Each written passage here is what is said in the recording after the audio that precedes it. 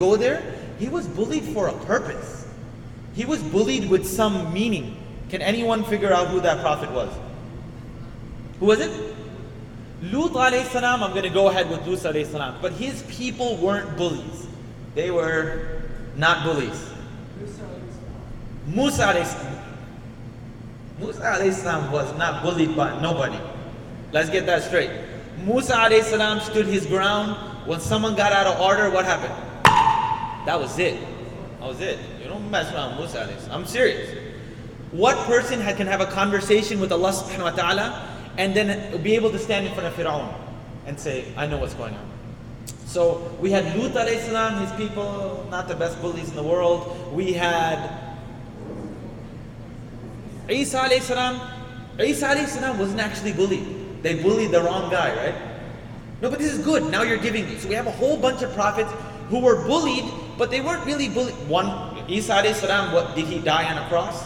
وَلَا تَقُولُوا ثَلَاثَةً. There is no three Isa alayhi salams either.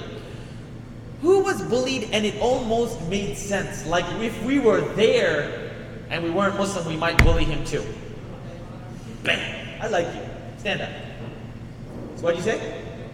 Nuh alayhi salam. Now, I want you to put yourself there. According to some narrations, good look, according to some narrations, one of the earlier prophets, now we're early prophets, people don't know a lot about one God or no God. Now here comes Nuh alayhi salam. And where did he live? It doesn't have to be geographical. Did he live in the middle of an ocean? Or was it really? It was really dry. And what was my Prophet alayhi salatu wasalam doing? What was he doing?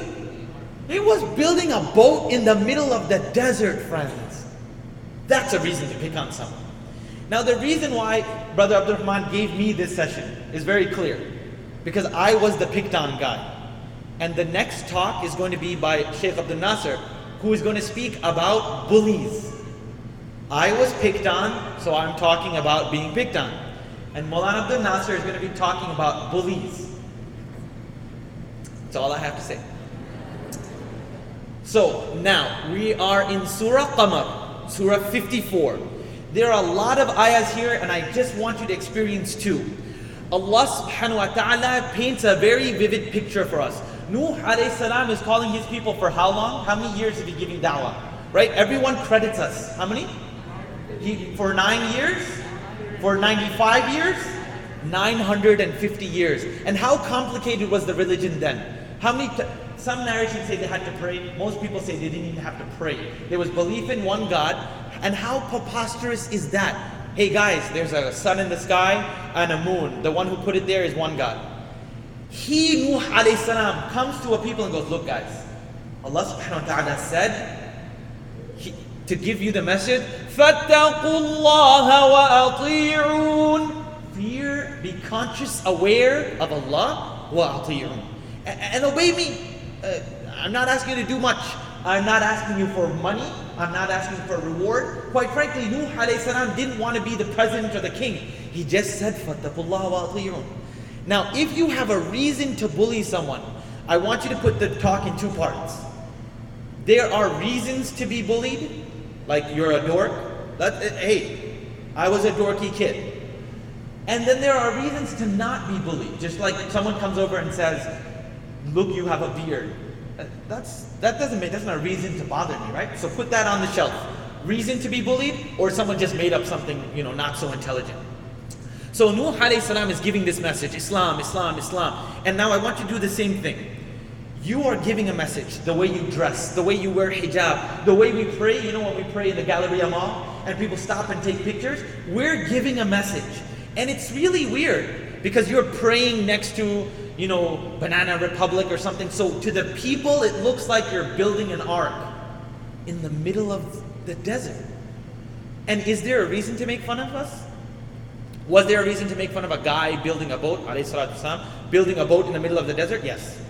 Like if you see someone wrapped up like a mummy in an age where you're supposed to be large and in charge, flaunt it if you got it. In that age, I got plenty of reason to make fun of you. Put that on the shelf. Now, Nuh alayhi salam is building a boat. People have the reason, and what is he warning them of, by the way? Can you help me out here? He's warning them of a flood. He's warning them, now put yourself in the shoes. He's warning them of, if you don't pray, you could go to hell. Same thing, both. If you chat online too much, you're going to fall into some, chatting, poking relationship. This is the same thing, friends, the same thing. And people are like, no, everyone chats online. Everyone builds a boat. No, dude, nobody builds a boat. What's wrong with you? Boat in the desert, you get it? And upon this, the people of Nuh alayhi salam openly rejected him. And in ayah number 9, surah number 54, Surah Qamar. I need you to know this because I can't cover all the ayahs. Allah subhanahu wa ta'ala says, كَذَّبَتْ قَبْلَهُمْ قَوْمُ نُوحٍ. And the people of Nuh, they rejected him. كَذَّبَتْ was a very important word coming up here. فَكَذَّبُوا. So they rejected him, they denied him. They were like, what boat, man? You're making a raggedy boat and there's no water here. What is this? Allah, Allah, Allah. If there really is a flood, then bring it on. فَكَذَّبُوا عَبْدَنَا. And what does Allah subhanahu wa ta'ala refer to Nuh alayhi salam? The bullied. What is he calling him? The prophet? What is he saying? فَكَذَّبُوا. Friends, in Arabic, how do you say slave? Dream students, put the pronoun we at the end of that. What is it? Wow, it's okay, never mind. I'll just talk to myself for a little while. So Wisam, there's a word called abdana, our slaves. Excellent. وَقَالُوا مَجْنُونَ. The people rejected, said, what kind of retarded ship are you building in the middle of the desert? Oh yeah, a big God in the sky. Let's see the water, bring it on. And they then went on. Now watch, the bullying goes, look at your retarded ship. Now take that off. Is there something to make fun of? Yes, there is. But then they take another thing off the shelf and they go, Majnoon. Man, you're crazy. You're wildin'. You are crazy. And then I want you to listen to the word, wazdujir. Zajara. The root word of this is zajara. It occurs in a conjugated form about 6 times in the Quran. This word can be translated as they bullied him. They mocked him, rebuked him. They didn't just say you're crazy. They said stupid ship. They mocked him. They got in his face and they did agitating things to him. Zajara, look it up. It has many, many meanings. So in this, somebody who was following what he believed stood up and did what he was supposed to do. And the people made fun of him. They called him or her a mummy. They looked down on the people. They mocked them because they looked like Splinter from Teenage Mutant Ninja Turtles. They mocked them. They said things about them. And what is that first thing that the guy did? And I'm not going to end it. This is the only point of my talk tonight. What did he do? Now, take it off the shelf. He could have said, but I'm a prophet. This thing that you're making fun of, it's real. He could have given them rational proofs, emotional proofs. Friends, when they made fun of him in ayah 9, where did he go in ayah number 10? فَدَعَا رَبَّهُ. He turned to Allah. فَدَعَا رَبَّهُ. And he made dua. Okay, great. So your whole talk is when someone bullies me, I should turn to Allah subhanahu wa ta'ala. Listen to أَنِّي مَغْلُوبٌ فَانْ. Now listen to the words. Don't sleep. Friends, this is the real goal of my talk, and I'm going to credit it to my family member. My brother-in-law gave me this whole little segment here. When someone bullied him, where did he turn?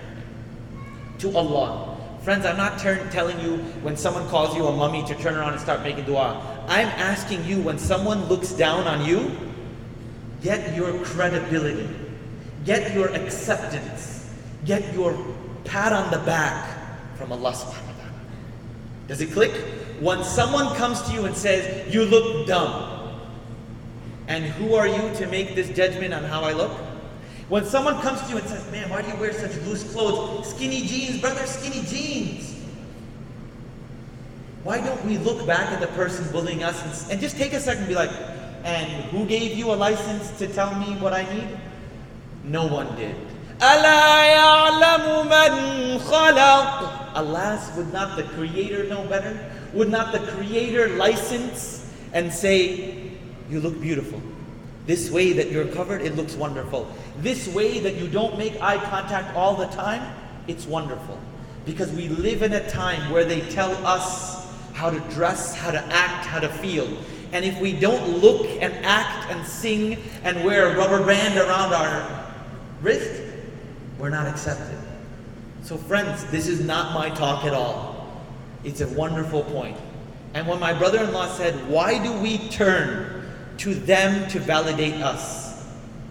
I lost it for a second. I was like, dude, forget my talk. I'm going to talk about this. I will end on one thing now. I want you to take both things off the shelf. Both things. And I talked about this a little bit, and some people caught it in California. Remember the guy who gets made fun of because there is something dorky about him? I want you to think about a guy who only eats organic. A family who only drinks organic milk and they eat those cage-free eggs, right? What do we do to the average person who drives a Prius, drinks whole, raw milk, organic and organic eggs? What do we do to them? Everybody. You think he's like a dork. Call him a tree hugger. Well, you don't, alhamdulillah. Usually, someone comes to my fridge, they're like, oh my God, he drinks organic milk. Now, you have to pause here. Step away from the camera for a second. In reality, and let's just say Maulana Nasir knows someone who makes fun of people who drink organic milk. You should advise that brother, Maulana Nasir. You need to follow the story here. Now, the guy who drinks organic, is he doing the right thing or the wrong thing?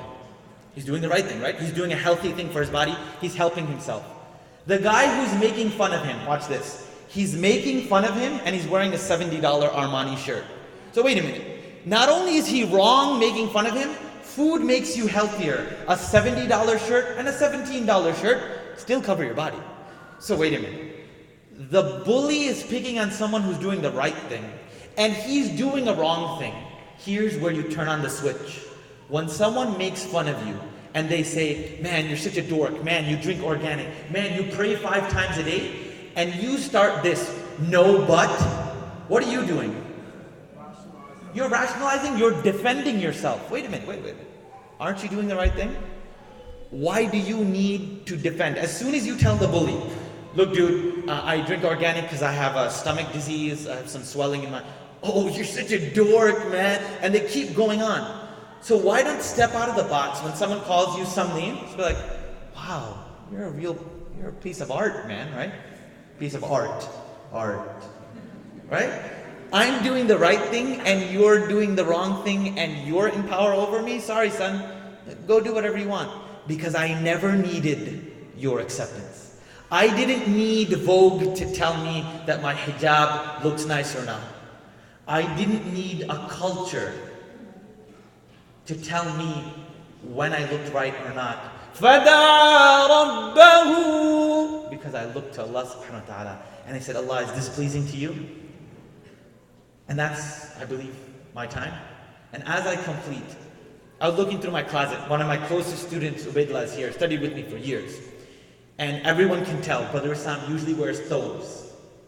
And I was going through my closet and I asked my nieces and nephews to pull out something to wear. I said, Mom was going to speak in front of a lot of people. Can you pick out something nice? So they picked out a really nice thobe. And then I realized something. How can I get up here, be completely conscious about how I look, and then talk about, oh, you guys shouldn't worry. So I pulled out a kurta, A, that I never wear. B, this is from when my brother-in-law got married. I wore this to his wedding. How long have you guys been married? Long time. So that's why it's a little short. But I never looked. Now, press the pause button. Oh.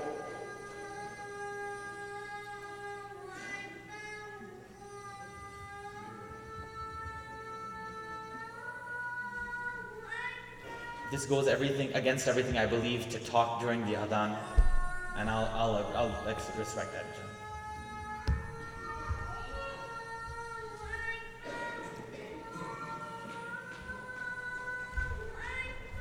Come up with your questions now. Allah Akbar, Allah Akbar, Allah Akbar, Allah Akbar.